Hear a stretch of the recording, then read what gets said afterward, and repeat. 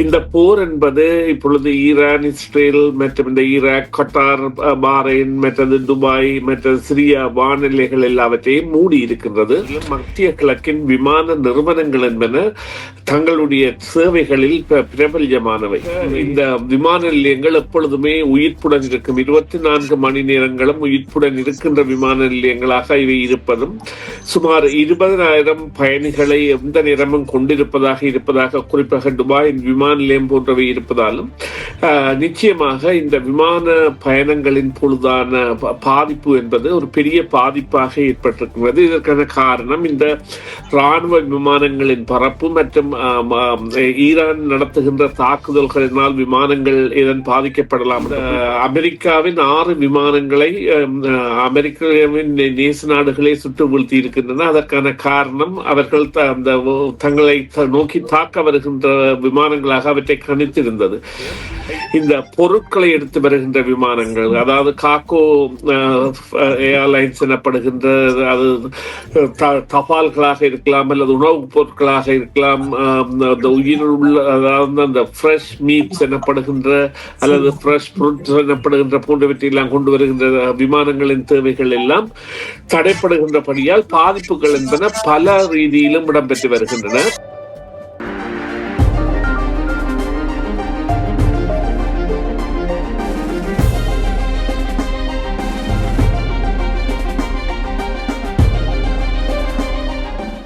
வணக்கம் நேயர்களே, மீண்டும் மற்றும் ஒரு செய்தியின் பின்னணி நிகழ்ச்சியில் உங்கள் அனைவரையும் சந்திப்பதில் மிக்க மகிழ்ச்சி அடைகின்றோம். இன்றைய தினம் பேச போகின்றோம் என்னவென்றால், மத்திய கிழக்கு வான்வெளி மூடல்கள் உலகளாவிய விமான போக்குவரத்தை எவ்வாறு மாற்றி அமைக்கின்றன அப்படி சொல்லி பேச போகின்றோம்.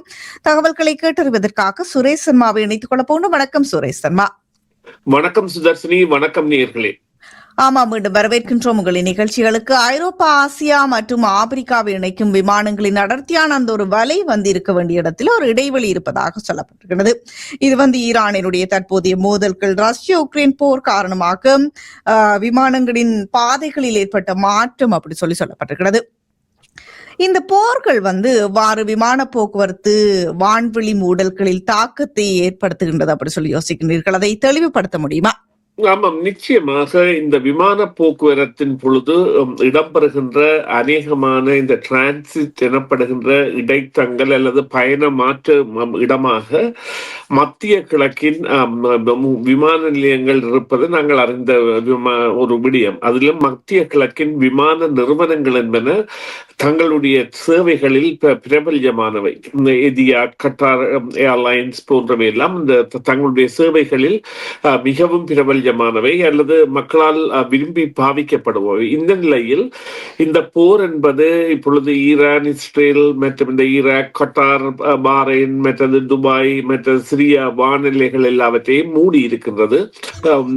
எனவே இந்த நாளாந்தம் இவ்வாறான பயணத்தில் பல ஆயிரக்கணக்கான விமானங்கள் அங்கு சென்று திரும்புவதால் அதன் காரணமாக இந்த விமான நிலையங்கள் எப்பொழுதுமே உயிர்ப்புடன் இருக்கும், 24 மணி நேரங்களும் உயிர்ப்புடன் இருக்கின்ற விமான நிலையங்களாக இவை இருப்பதும், சுமார் 20,000 பயணிகளை எந்த நேரமும் இருப்பதாக குறிப்பாக துபாயின் விமான நிலையம் போன்றவை இருப்பதாலும் நிச்சயமாக இந்த விமான பயணங்களின் பொழுதான பாதிப்பு என்பது ஒரு பெரிய பாதிப்பாக ஏற்பட்டிருக்கிறது. இதற்கான காரணம் இந்த ராணுவ விமானங்களின் பறப்பு மற்றும் ஈரான் நடத்துகின்ற தாக்குதல்களினால் விமானங்கள் இதன் பாதிக்கப்படலாம் என்று, குறிப்பாக கடந்த முறை 2-3 வருடங்களுக்கு முதல் ஈரான் மீதான தாக்குதலை நடத்திய பொழுது இஸ்ரேல், அமெரிக்கா போன்றவை, அதன் பொழுது உக்ரைனுக்கு பறந்து சென்ற ஒரு விமானத்தை ஈரான் படைகளே வீழ்த்தி இருந்தன.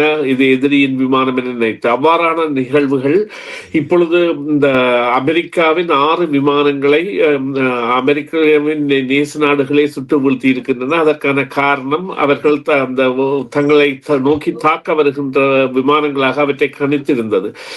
இருந்த பொழுதிலும் இவ்வாறான மூடல் என்பது இந்த உலகாவிய பயணப்பாதையில் பெரிய சிக்கலை ஏற்படுத்தி இருக்கின்றது. குறிப்பாக அந்த சிக்கல் என்பது இப்பொழுது இந்த துபாய், தோஹா மற்றும் அபுதாபி ஆகிய இந்த முக்கிய விமான சேவை தளங்கள் அல்லது அந்த கொரிடோர் என்பவர்கள், அதாவது விமான சேவைக்கான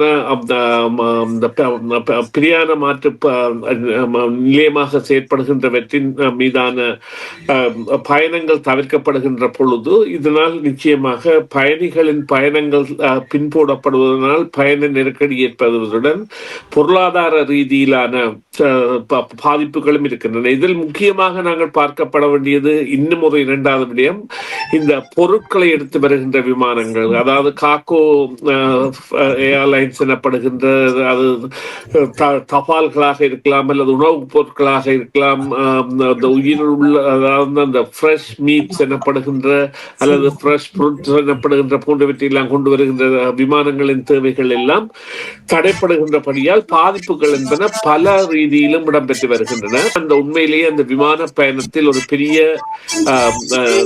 இவ்வாறான ஒரு தங்கல் நிலை ஏற்பட்டிருக்கிறது என்று காட்டப்படுகிறது. காரணம் அதுவும் குறிப்பாக நான் குறிப்பிட்டது போல அந்த எமிரேட்ஸ், கட்டார் ஏர்வைஸ் மற்றும் எதிஹாட், அதை விட இஸ்ரேலினுடைய விமான சேவை கூட ஒரு பெரிய நிறுவனம், அவற்றின் சேவைகள் என்பன நிப்பாட்டப்பட்டுள்ளதால் நிச்சயமாக இது ஒரு பெரிய பாதிப்பை ஏற்படுத்தி இருக்கின்றது. இப்பொழுது பார்த்தால் இந்த விமான தடங்கல்கள் எவ்வளவு காலம் நீடிக்கும் அப்படி சொல்லி நீங்கள் யோசிக்கின்றீர்கள்? இல்ல, நிச்சயமாக இது ஒரு நல்ல கேள்வி. இப்பொழுது இன்று கனடாவின் விமான சேவை பரப்பு நிறுவனம் தனது மத்திய கிழக்குக்கான மற்றும் இஸ்ரேலுக்கான பரப்புகளை மார்ச் 23 வரை நிறுத்தியுள்ளதாக அறிவித்துள்ளது. எனவே இது ஒரு 3 வாரத்துக்கு மேற்பட்ட 3 வாரத்திற்கு அவர்கள் தங்களுடைய விமான சேவைகளை நிறுத்தி இருக்கின்றார்கள்.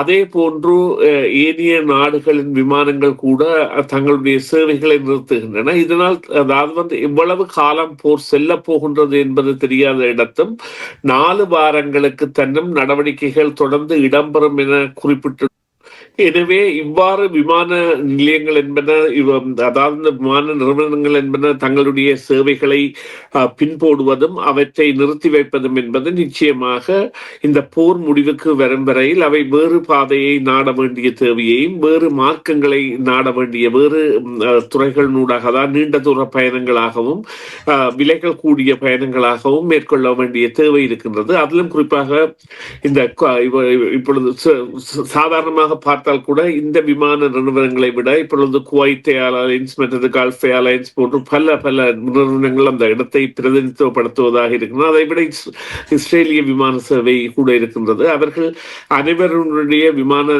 நிலையங்களும் தற்பொழுது இந்த போர் நடவடிக்கை தொடர்பான முடங்களுக்கு இருப்பதால் நிச்சயமாக உலக அதாவது விமான போக்குவரத்தில் ஒரு பாதிப்பு தொடர் தொற்று நோய் காலத்தில் ஏற்பட்டதை விடவும் மிகவும் ஒரு பாதிப்பான ஒரு கட்டத்தை இப்பொழுது அது அடைந்துள்ளது. என்றால் பெருந்தொடர் தொற்று நேரமான கொரோனா நேரத்தில் விமான நிறுவனங்களின் சேவைகள் என்பன மட்டுப்படுத்தப்பட்ட பொழுதும் அது பயணிகள் கூட அவர்கள் நாடுகளில் இருந்து செல்வதற்கான தடைகள் போன்றவை எல்லாம் பயணிகளின் தொகையை குறைத்திருந்தன. ஆனால் இப்பொழுது அவ்வாறானது நிலைமை அல்ல. சாதாரண நிலைமையில் நாடுகள் இருக்கின்ற வகையில் இந்த பயணிகள் செல்வது மற்றும் பொருட்கள் அனுப்புவது போன்றவை எல்லாம் சராசரியாக நடைபெற வேண்டிய வேலைகள், அவற்றின் மீதான தடை என்பது நிச்சயமாக பொருளாதாரத்தில் எரிபொருள் எண்ணெயின் விலை ஏற்றம் மற்றும் உணவுப் பொருட்களின் விலையேற்றத்துடன் மிகப்பெரியதொரு பாதிப்பை ஏற்படுத்தும் என்பதில் எந்தவித இரண்டாம் கருத்துக்கும் அங்கே இடமில்லை. அதுதான் உண்மை.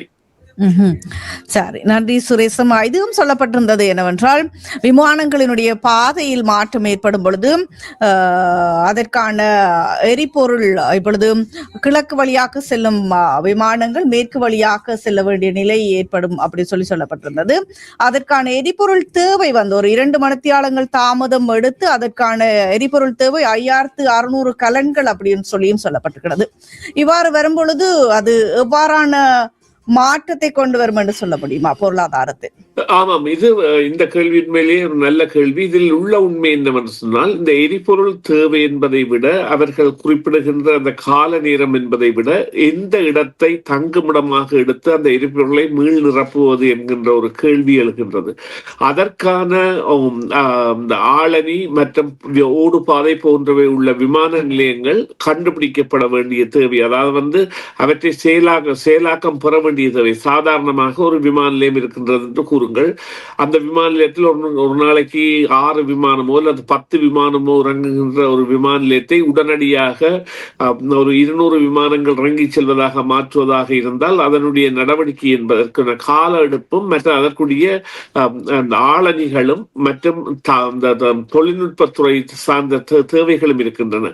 எனவே இந்த நகரங்கள் பாரிய நகரங்கள் சார்ந்த இடங்களை மையப்படுத்தி செயற்பட வேண்டிய நிலையில் தான் இந்த தேவை இருக்கின்றது. அதற்கான தகவல் திரட்டுக்களை அவர்கள் செய்வார்கள். அதன் மூலம் இதனை ஒரு வளமைக்கு கொண்டு வர முயற்சித்தாலும் ஒரு கடினமான நடவடிக்கையாகத்தான் அது இப்பொழுது பார்க்கப்படுகின்றது. அதற்கான பணச்செலவு என்பது அதிகமாக இருக்கும் என்றால் அந்த எடுக்க போகின்ற ஊழியர்கள் கூட தற்காலிகமாக இந்த தேவையை நிரப்புவதற்காக எடுக்கப்படுகின்றவர்களாகவும். எனவே இந்த ஊழிய தட்டுப்பாடு மற்றும் தொழில்நுட்ப தட்டுப்பாடு என்பன இவற்றிற்குரிய சிரமத்தை ஏற்படுத்தும் என்பது உண்மை. அதுதான் உங்களுடைய கேள்விக்கான பதிலாக இருக்க முடியும்.